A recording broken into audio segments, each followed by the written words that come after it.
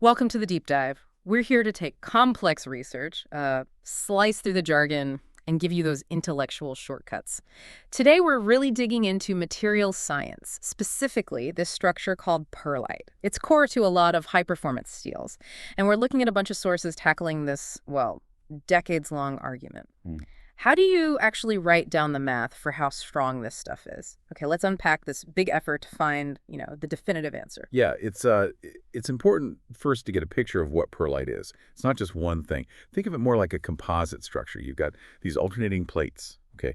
Thin layers of soft iron that's ferrite or alpha, Yeah. and then layers of this incredibly hard stuff, iron carbide, which we call cementite or theta. Short-turning plates, got it. What's really key here, what governs the overall strain, the yield strength, sigma, is mostly just one thing: how far apart those plates are. We call it the interlamellar spacing, SI. It's literally the microscopic gap between the ferrite and cementite layers. Huh. So it's less about, say, exactly what's in the steel and more about the architecture, how tightly packed it is. Exactly. Smaller gaps, stronger steel. That's the basic idea. Okay, but if everyone knows that, why have there been, as our sources put it, this plethora of relationships all trying to explain strength based on SI? Why so many equations? Well, fitting a line to some data points on a graph, that's relatively easy. But proving your equation actually reflects the real physics of how the material deforms under stress. That's much, much harder. Right. Correlation versus causation kind of thing. Precisely. So the mission really for the research we looked at was to get past just good-looking fits. They pulled together this huge compilation of basically all the published data on undeformed perlite, massive data set, and then they threw some really rigorous statistics at it, including this Bayesian framework we can talk about, to figure out which equation, sigma equals function of SI, is actually physically right. Okay, so it's like a scientific showdown. And the main contender, the one that's been around forever, is the Hall-Petch equation. Absolutely. Hall-Petch is sort of the classic theory for how grain boundaries make material stronger. It's got a solid physical basis. It basically connects the yielding you see on a macro scale to how plastic deformation moves through the material. And the core idea is that strength should scale with the inverse square root of some length scale, which here is that spacing, SI. So strength goes up as SI to the power of minus 1/2. That's the one. SI, $12. You can picture tiny stresses building up because dislocations, defects in the crystal structure pile up at the boundaries. Here, the boundaries are those hard cementite plates. Okay. The smaller the space between the plates, the smaller SI, the quicker those pileups generate enough stress concentration to force the material next to it to start deforming, to yield. And this theory comes with a really critical requirement, doesn't it? A kind of litmus test for whether the equation is physically meaningful. You mentioned the friction stress, sigma.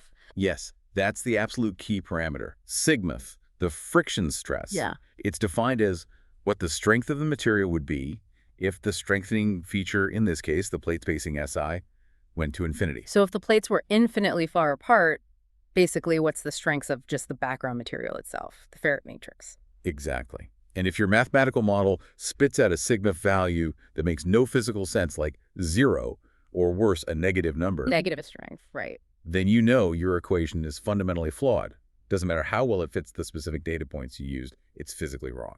Okay, so they took this massive data set for perlite and tested the Hall-Petch relationship. What did they find? Did it pass the friction stress test? It did. It came out as the most suitable relationship overall. When they crunched the numbers on the whole data set, the equation they got was approximately sigma equals 174 times SI at $12 plus 128 megapascals. And SI there is in micrometers. Okay, hold on. That 128 MPa, that's the calculated friction stress, sigma, from the Hall-Petch fit. That's it. And this is where it gets really neat, right? Because they could check that number against reality. Immediately. That's the validation. They compared that 128 MPI value against independent calculations of what the strength of the ferrite matrix should be. You have to account for the small amounts of other stuff, usually in steel, like silicon, maybe manganese, and some carbon dissolved in the ferrite. Right, the typical alloying elements. Yeah. So they looked at standard amounts like 0.3 weight percent silicon, 0.4 manganese, plus the carbon.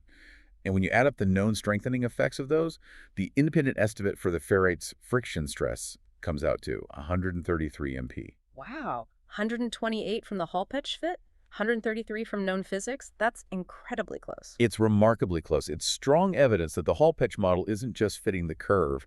It's actually capturing the underlying physical mechanism of how perlite starts to yield. That is really compelling proof. But it begs the question, if Hall-Petch works so well and makes physical sense, why did people criticize it before? You mentioned sometimes it gave results like negative friction stress. Ah, yes. That was a long-standing issue, and it boils down to a classic problem in data analysis, something we talk about a lot now, overfitting. Overfitting, right. Fitting the model too closely to the specific data you have so it doesn't generalize well. Exactly that. Imagine trying to predict the average height of all adults based only on measuring professional basketball players. Your model would fit that small group perfectly. But be totally wrong for everyone else. Right, you've modeled the specifics of the group, not the general rule. In the past, researchers often worked with data from just one experiment, which might only cover a very narrow range of interlamellar spacings, SI. They could get really high R-squared values, beautiful fits for their limited data, but when they tried to extrapolate that line out to infinite spacing to find sigma, The line would just keep going down, maybe cross zero into negative territory. precisely. It gave nonsensical physical results because the model was only valid over that tiny original range. It was overfitted. So the breakthrough wasn't a totally new equation, but a better way of doing the fitting. That was a key part of it, yes. A crucial methodological step they took here was not letting sigma just be a free parameter that the fitting process could set anywhere. Instead, they fixed the friction stress based on that independent knowledge that baseline strength of ferrite around 133 MPa. Then, they only let the fitting process determine the slope of the line, the Hall-Petch coefficient, KHP. Ah, I see. By locking down the physically known intercept, they prevented the slope from going haywire trying to fit noise. Exactly. It eliminated that whole overfitting problem that had plagued earlier analyses and led to those unphysical friction stresses. Okay, so Hall-Petch comes out looking very strong, physically sound, methodologically robust now. But what about the other models that were proposed? Why didn't they work out? Let's start with the simpler one, just strength being inversely proportional to spacing. Yeah. SI1. Right, the simple inverse model, sigma proportional to CI1 job. Well, it actually showed a decent correlation with the data, an R-squared of about 0.83, which isn't terrible. Yeah. But it completely failed the friction stress check. When they fitted that model to the whole data set, the sigma it produced was way up at 397 MPa. 397 compared to the expected 133. Way too high. Far too strong for what we know the ferrite matrix strength should be. So that model clearly doesn't represent the physics correctly, even if it sort of tracks the trend. Okay, what about the Langford model? That one sounded interesting because it focused on dislocations actually moving through the hard cementite plates. Yes, the Langford model's mechanism was different. It proposed that yielding happens when the stress pile-up in the soft ferrite becomes so intense that it actually forces dislocations to move across the strong cementite layer. But isn't cementite incredibly hard compared to ferrite? That's the fundamental problem. The strength difference Is enormous. Cementite's ultimate tensile strength is up around 3.3 gigapascals. The assumption that a pile-up in the much softer ferrite could generate enough stress to make the cementite deform plastically, well, it just doesn't hold water physically. doesn't seem likely.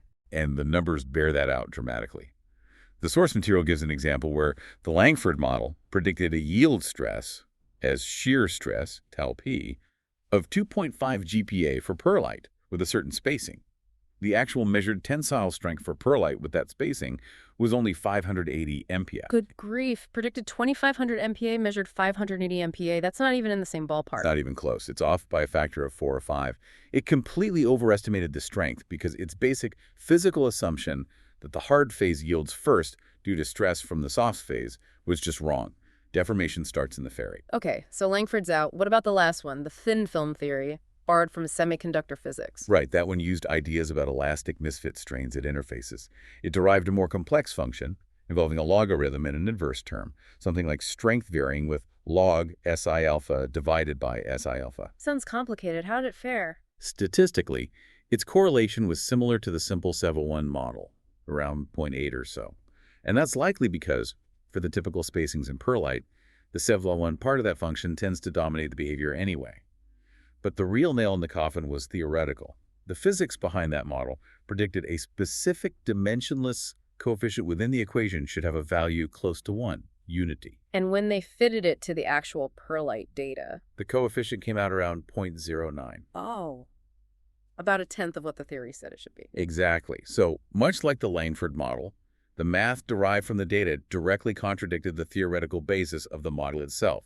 It failed its own consistency check. So the contenders fell away. They either failed the crucial friction stress test or their own internal theoretical requirements. But the researchers didn't stop there, did they? They brought in this Bayesian framework. What did that add? Right. Bayesian analysis adds another layer of rigor. It's different from just finding the single best fit line. Think of it like this. Instead of just giving you one answer for, say, the slope, KHP, it gives you a probability distribution, a range of possible values, and how likely each one is. It quantifies the uncertainty in your parameters. It helps make sure you're modeling the real signal, not just random noise in the data. Sounds like a powerful way to guard against that overfitting problem again. It is. So they ran a multiple linear regression, basically throwing all the potential relationships into the mix at once. The Hall-Petch term, 712 coil, the inverse term, 7-1 fill, and that log inverse term from the thin film model.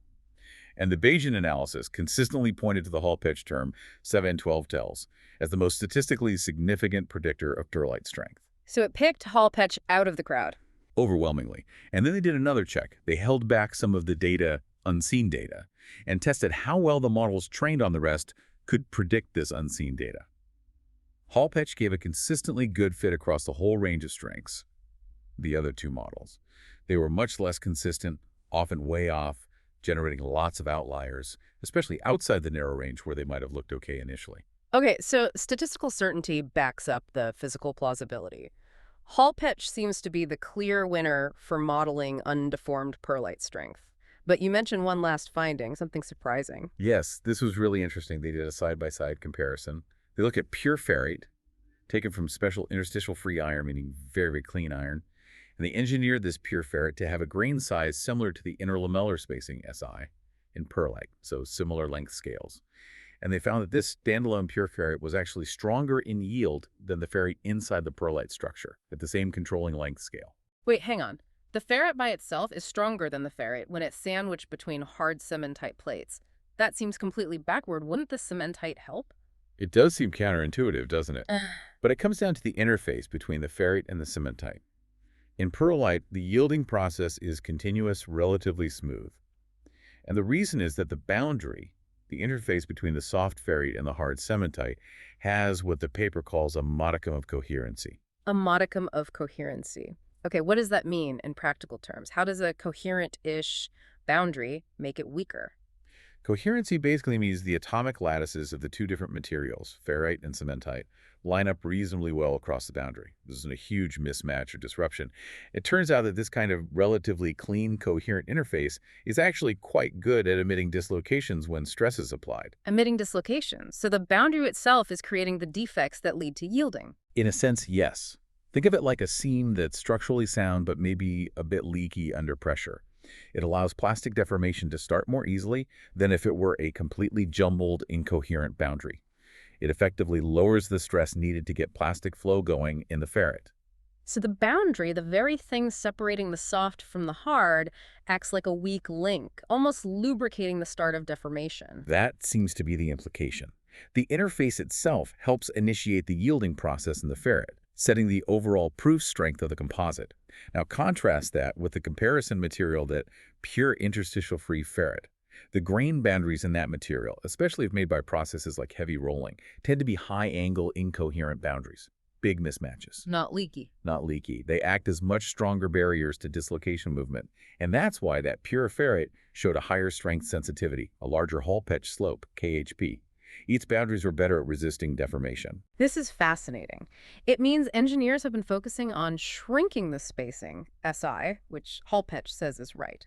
But this confirms HP and reveals the ultimate strength is limited not just by SI, but by this inherent leakiness of the ferrite-cementite interface. That's a great way to put it. The deformation clearly starts in the soft ferrite, as expected, but the threshold is determined by how easily that specific interface generates the initial dislocations. Okay, so let's try and wrap this up. Our deep dive seems to land pretty firmly on the Hall-Petch equation being the most physically sound and statistically robust model for the strength of undeformed pearlite. Yes, the conclusion is quite clear. It passes the critical friction stress test, aligning with known material properties, and advanced statistics like the Bayesian analysis confirm it's the best predictor. The long debate seems settled. Hall-Petch stands.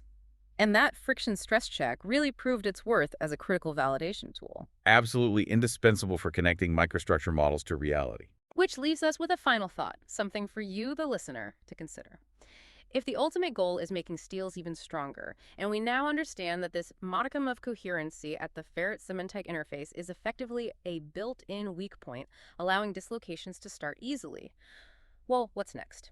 Could materials engineers find ways, maybe through subtle alloying or processing changes, to tweak that interface, to make it less coherent, less leaky, more like those strong, incoherent boundaries in the pure ferrite? Could we gain significantly more strength not just by shrinking the plates further, but by fundamentally re-engineering the nature of the boundary itself? That might be the next frontier.